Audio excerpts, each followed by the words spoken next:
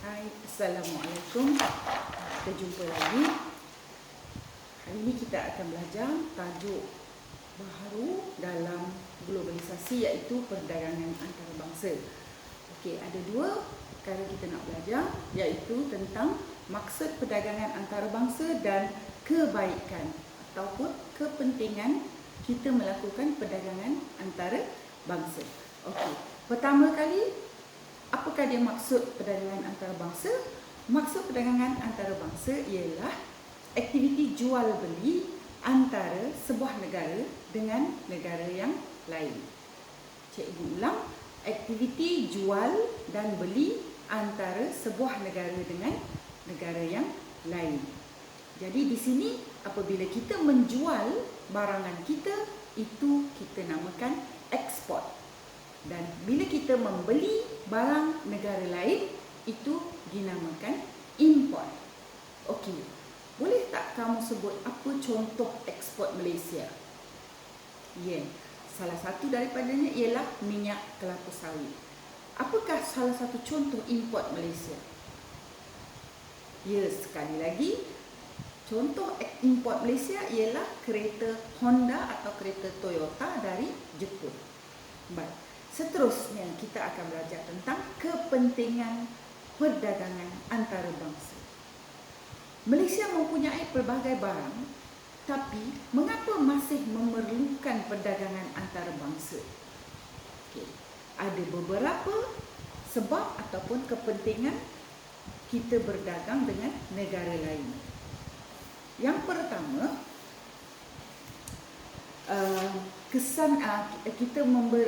kebaikannya adalah terbahagi kepada tiga pihak. Satu ialah kebaikan kepada isi rumah atau pengguna. Kedua, kebaikan kepada firma ataupun syarikat-syarikat. Dan yang ketiga, kebaikan kepada kerajaan ataupun negara. Cikgu ulang, kepentingan PAB atau perdagangan antarabangsa kita boleh bagi kepada tiga pihak, iaitu pihak pengguna atau isi rumah, kedua firma atau syarikat atau pengeluar, dan ketiga kerajaan atau negara. Jadi untuk kita menguasai kepentingan perdagangan antarabangsa, cikgu telah menciptakan satu cerita untuk kamu mudah mengingat. Ceritanya adalah berkaitan dengan Cik Kiah. Okay, dalam pertandingan, Cik Kiah menjadi hakim. Dia menetapkan peraturan untuk pertandingan. Jadi, tiga pihak yang bertanding. Yang pertama ialah isi rumah, kedua ialah firma, dan ketiga ialah kerajaan. Isi rumah dikenali juga sebagai pelabur dan kerajaan juga dikenali sebagai pemimpin. Okey, tiga pihak. Baik. Apakah arahan Cik Kiah kepada ketiga-tiga pihak ini? Arahan itu adalah kepentingan perdagangan antarabangsa yang cikgu telah ringkaskan dan ciptakan dalam ayat-ayat yang mudah kamu mengingat. Baik.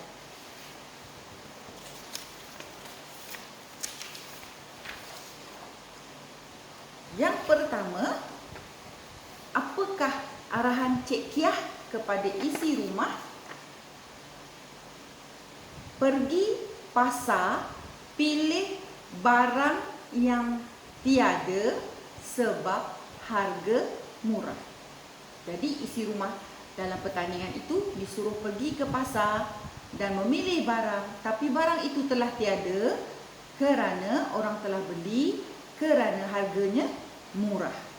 Jadi yang huruf-huruf besar itu iaitu pasar, pilihan,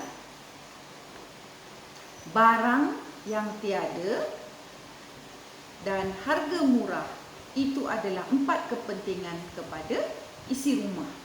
Baik, cikgu akan terangkan apakah 4 kepentingan kepada isi rumah. Baik. Pertama, pasaran. Meluaskan pasaran. Barang tempatan berlebihan di dalam sesebuah negara. Jadi kita perlu mengekspor. Jadi perlulah kita melakukan perdagangan antara bangsa. Yang kedua, pilihan. Banyak pilihan. Apabila melakukan perdagangan antarabangsa, pengguna mempunyai banyak pilihan kerana pilihan itu terdiri daripada barang-barang tempatan dalam negara di samping barang-barang import dari luar negara.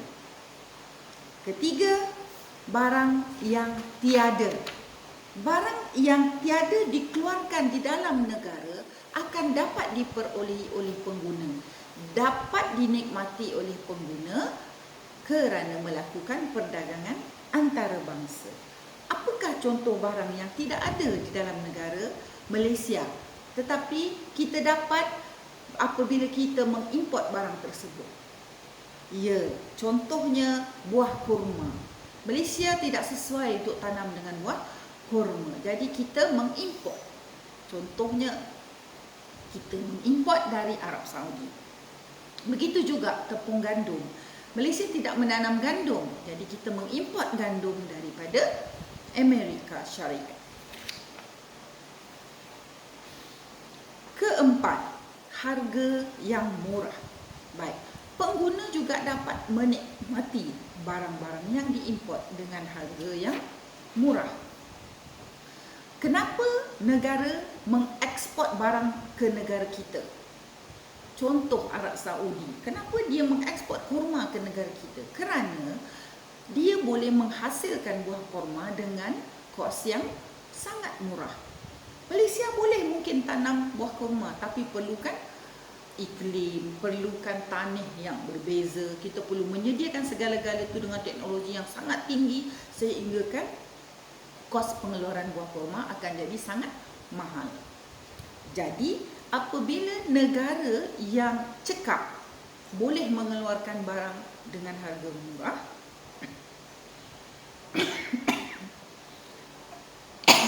maka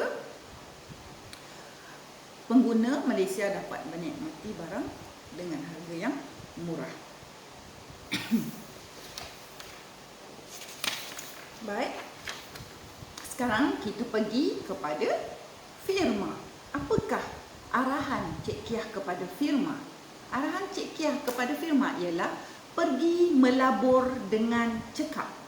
Jadi firma itu disuruh pergi mencari pelaburan dengan cekap.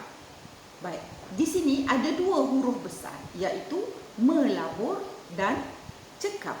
Baik, dua kepentingan perdagangan antarabangsa kepada firma ialah melabur dan cekap.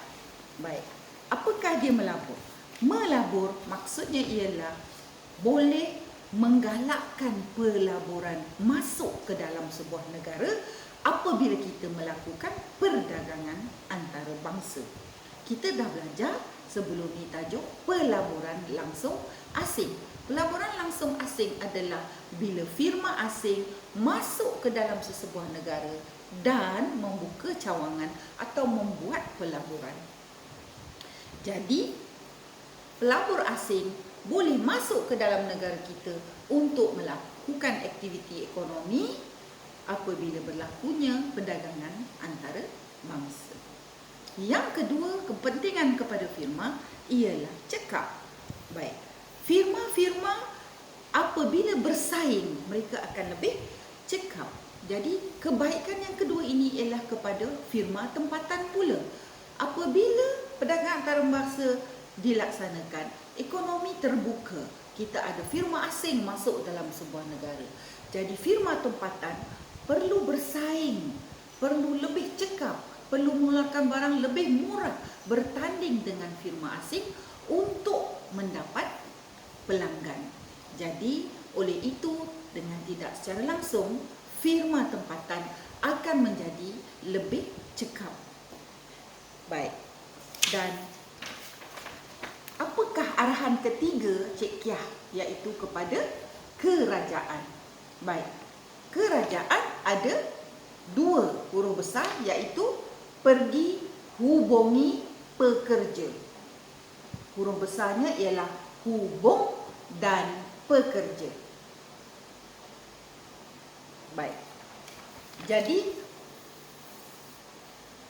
kepentingan perdagangan antarabangsa kepada kerajaan yang pertama ialah hubungan yang erat kepada antara sesama negara rakan dagang.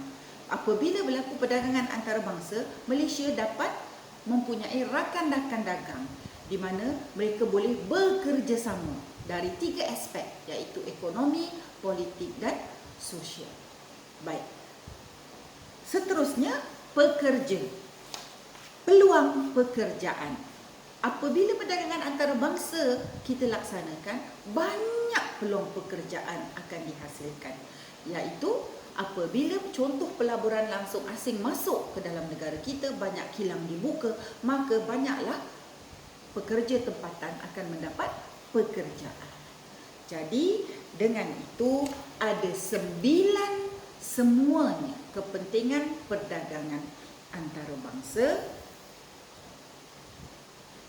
iaitu meluaskan pasaran, memperbanyakkan pilihan, mendapat barang yang tiada di dalam negara, harga murah, menggalakkan pelaburan, meningkatkan kecekapan, mengeratkan hubungan sesama rakan dagang dan meluaskan peluang pekerjaan.